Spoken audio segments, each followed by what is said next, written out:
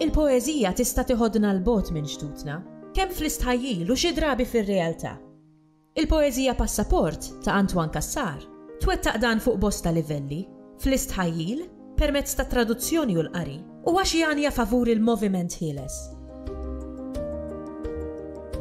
Kull meta Antoine Cassar jitkellem dwar il-bidu ta' din il-poeżija, kemm il-darba jsemmi dan l-inċident li kellu fuq il-frontiera bejn il-Bolivja u l-Peru, meta il-gwardjani li kienu wassa mal-frontiera sassew l-passaport, talbuh il-passaport u ma setawx jifmu Malta xi tfisser, ma kellhomx idea Malta fejn qiegħda.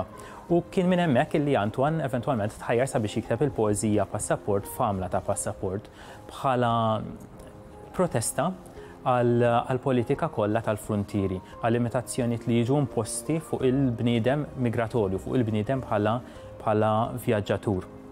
U għaldaqstant, permezz ta' din il-poeżija, il-bniedem mhux qed jiġi kontrollat mid-dokumenti, imma għal kontrarju qiegħed ikun hu li qiegħed fil-kontroll tal-moviment tiegħu u tad-dokumenti tiegħu. Tiegħek dan il-passaport għall popli kollha u għal kull pajsaġġ. Ħudu fejn tixtieq m'għandekx bżonn viżi jew timbri, tista' titlaq u tibqa' kemm trid, ma jiskadix. Tista' tirrinunzjah mhuwiex proprjetà ta' gvern, ta' duka jew reġina, jew jista' jkollok għal wieħed tnejn.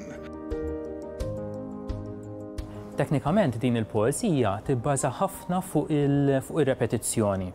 Tiftaħ b'immaġni wkoll ta' ftuħ u tagħlaq ukoll b'immaġni ta' ftuħ, imma fin-nofs insibu repetizzjoni, insistenza fuq eżempji differenti ta' impożizzjonijiet fuq il-vjaġġi tagħna.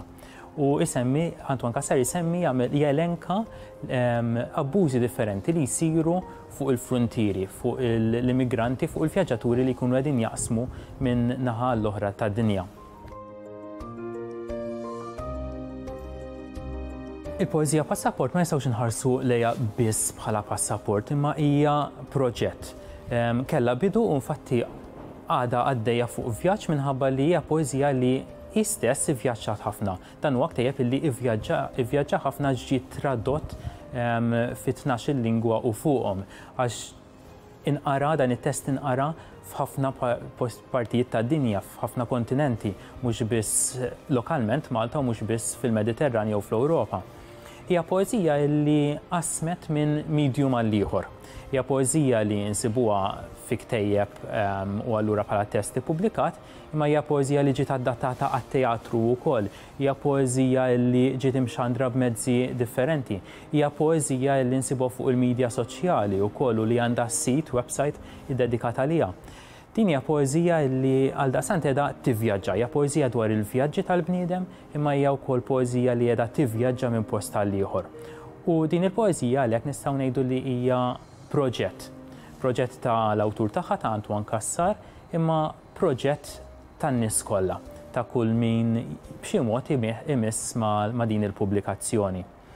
Pereżempju, Antoine Cassar fost l-interpretazzjonijiet performattivi ħanajdu hekk ta' din il-poeżija, nistgħu nsemmu darba minnhom meta Antoine Cassar kien qed ibih dan il-passaport lill-rappreżentanti ta' pajjiżi differenti li attendew għal Valletta Summit fuq il-migrazzjoni li seħħ fl-2015.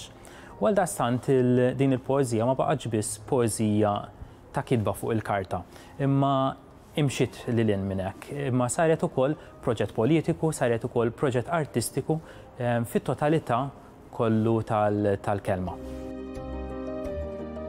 Jekk trid tista' tħallih id-dar jew tarmih fiż-żibel, ħadd mhux jistaqsi għalih. Jekk trid tista' xxewħu fil-baħar, ħatara l-linka tiżelleġ, il-paġni jitqattaw u n-niked ta' wiċċek imqaddem jinħall fil-mewġ u fil-melħ. Jekk trid tista' tixtħu fl-arja, ħatarak jiftaħ bħal ġwinħajn jittajru fir-riħ u inti jekk trid bih.